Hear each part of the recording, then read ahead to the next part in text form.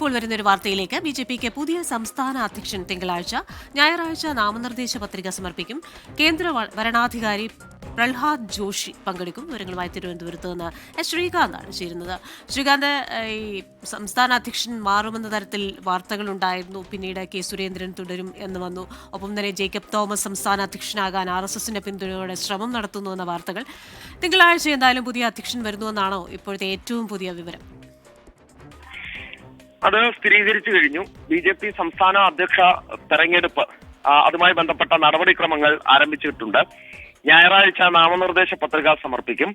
അന്ന് ഈ സംഭവത്തിൽ ഇവരുടെ തെരഞ്ഞെടുപ്പുമായി ബന്ധപ്പെട്ട് നാമനിർദ്ദേശ പത്രിക സമർപ്പിക്കാനുള്ളവർക്കെല്ലാം നാമനിർദ്ദേശ പത്രിക സമർപ്പിക്കാനുള്ള അനുമതി ഉണ്ടായിരിക്കും.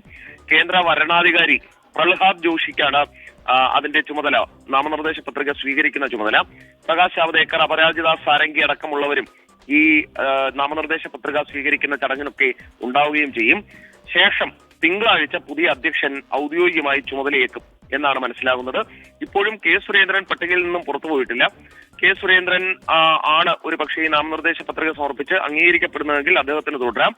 അല്ലെങ്കിൽ മറ്റ് പേരുകൾ, ശോഭാ സുരേന്ദ്രൻ, രാജീവ് ചന്ദ്രശേഖരൻ, ഒപ്പം ജേക്കബ് തോമസ് അടക്കമുള്ളവരുടെ പേരുകളൊക്കെ ഉണ്ട്. ഇതിലാരെങ്കിലും ആകാം എന്നുള്ളതാണ് ഇപ്പോഴത്തെ അവസ്ഥ. വി മുരളീധരൻ ഉണ്ടാകാനുള്ള സാധ്യത ഈ ഘട്ടത്തിൽ ഏറെക്കുറെ അവസാനിച്ചു എന്ന് പറയാം. കാരണം നാമനിർദ്ദേശ പത്രിക സമർപ്പിക്കുന്ന ദിവസവും അതിന്റെ തൊട്ടടുത്ത ദിവസവും അദ്ദേഹം ലെബനനിലാണ്. ശരി, ശ്രീകാന്താണ് തിരുവനന്തപുരത്ത് നിന്ന് വിശദാംശങ്ങൾ നൽകിയത്. ആരാകും BJPയുടെ സംസ്ഥാന അധ്യക്ഷൻ? തിങ്കളാഴ്ച അറിയാം.